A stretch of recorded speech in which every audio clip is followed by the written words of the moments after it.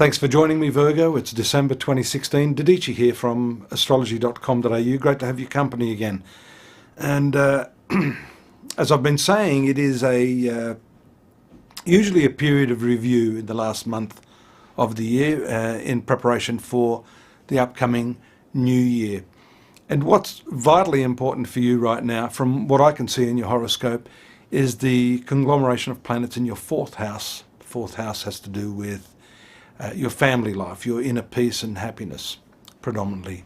And if we're looking at a specific person within the family structure, it is usually considered as the mother, the matriarch. We've had a new moon there as well, which makes that even more important for you to reach out and connect with those women in your life who've been instrumental in shaping your personality, your character, that type of thing. It hasn't been easy, and it may not yet be that easy, as the new moon is, or was, because it was the very last day or so of November, right next to the planet Saturn, which is rather aloof planet. It can bring a touch of seriousness to the situation, and Mercury also being there. So a lot of activity happening this month in your family circle. And that may have to do with the fact also that, sometimes the Christmas dinner and the festivities are shared between family members, but in your case, maybe this is your turn in 2016 to invite everyone over for that Christmas dinner madness at your house.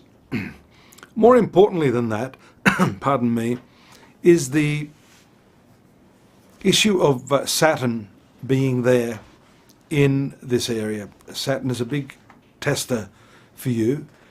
It rules the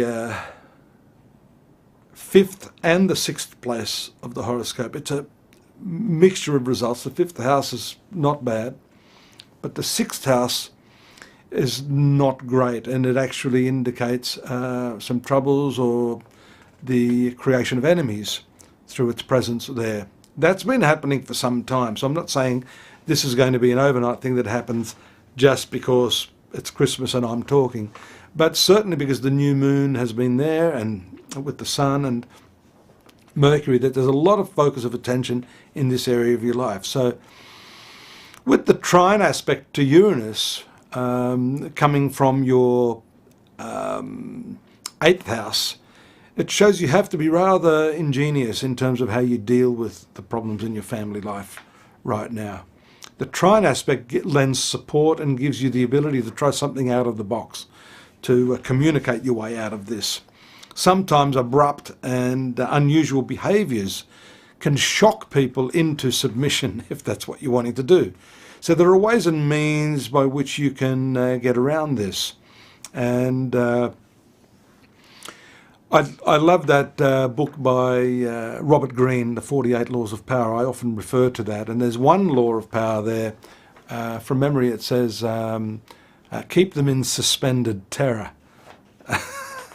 And then there's another flow-on law or two which relate to, the element of surprise. And I think if you're trying to come to terms with and to control some of the situation there, some of these laws may be very, very useful to you. Mercury moves to the 5th house. So you've got Venus and Pluto in the 5th house, showing an intense, amorous sort of combination. Mercury gives you the chance to really have some fun throughout this period. The 5th house is amusements, theatres, music, dance, communications of all sorts, and social activities that are surrounding that particular area. Interestingly too, by the way, Virgo, you see that this Mercury, as well as ruling your sun sign, is the ruler of your professional activities. So it's important to see that that also is going to surround you with some enjoyment and pleasures. So there's a good crossover there between your professional life and social activities in the last month of the year. Mars moves to the sign of Pisces, which is the 7th house of relationships. So there's a strong accent on that part of your life when that occurs on the 19th of December, and that will continue for some time.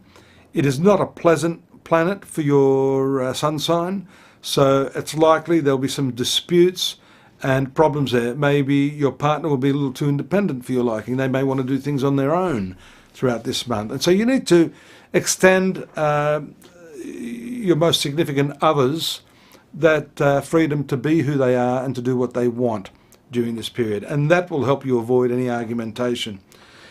Just wrapping up here, we have a lovely aspect on the 25th for all the star signs, but for you particularly, Venus trine Jupiter on the 25th, and leading up to that date, Venus is one of your friendliest planets. So that's always lucky, and especially because Jupiter is in your second house of finance, this is an opportunity for you to achieve some success or see some doors opening even throughout this festive season into your work and your financial future. So a lovely completion to the end of the year. And one last thing, Mercury does go retrograde, your ruler, on the 19th as well. So there's a lot happening there. So you will find that something you've wanted to do, especially in terms of, maybe an outing or an engagement or a love affair even, if it's getting that serious, might have to be put on hold until January. More on that next time I see you. In the meantime, do have a very Merry Christmas. I look forward to your company again in the new year. And thank you for staying tuned here throughout the past on these segments. I do appreciate it. Visit me at astrology.com.au. Take care now. Bye-bye.